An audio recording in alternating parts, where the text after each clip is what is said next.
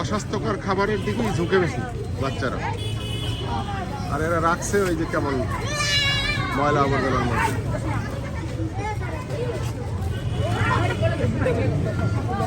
বাচ্চাদের খাওয়াচ্ছ মামা, পেটের পীড়া যেন না হয়।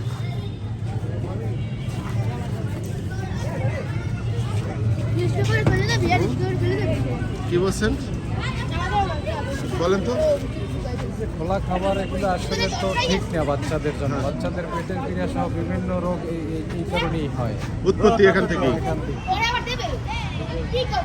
স্ট্রিট ফুড আর কি। আপনার বাচ্চা পড়ে স্কুলে? হ্যাঁ, আর খায় তো এই খাবার? বাচ্চা তো মানে বায়না ধরলে কি না কিনে দিয়ে উপায় নেই। অনেক এখন এই যে শিশু বাচ্চা, এর তো বায়নাও ধরা লাগে না। এ তো আইসা এই যে ছোট বাবু খাওয়া শুরু করে, অভিভাবক নাই।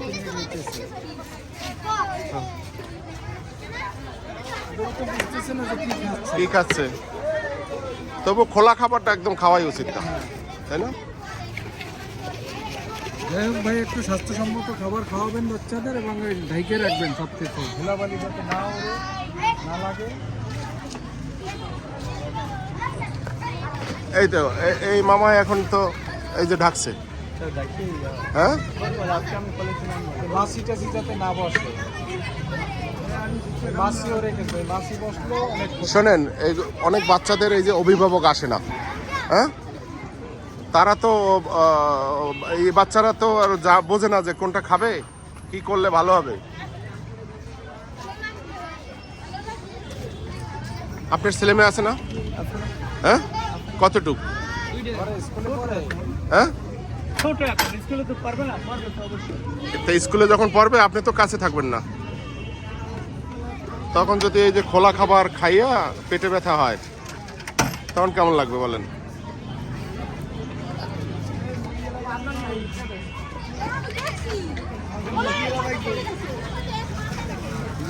আপনার বাচ্চা কোন ক্লাসে পড়ে?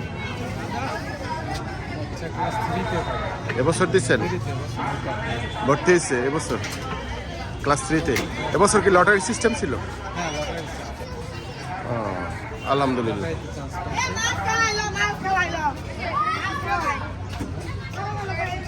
সব মানে দেখেন, কোনো ভালো খাবারের দিক ছেলেমেয়েরা ঝুঁকতেছে না।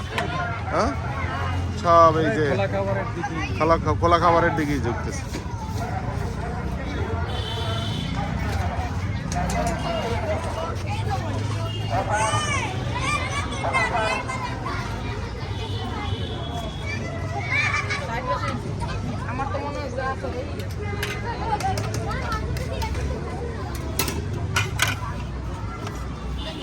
আপনার তো বেশ আটকানো পরিপেটি, গুছিয়ে রাখছেন। অনেক চেষ্টা করি মালটাও ভালো বানাই, ভেজাল দিই না। খায় তো শিশু বাচ্চারা, ভেজাল নাই, আল্লাহর নাম লাগে, ব্যবসা কমাইলেও শান্তি।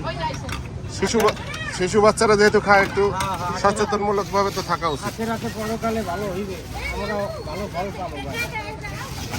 সম্পদ নিয়ে বুঝলি, সেইটাই।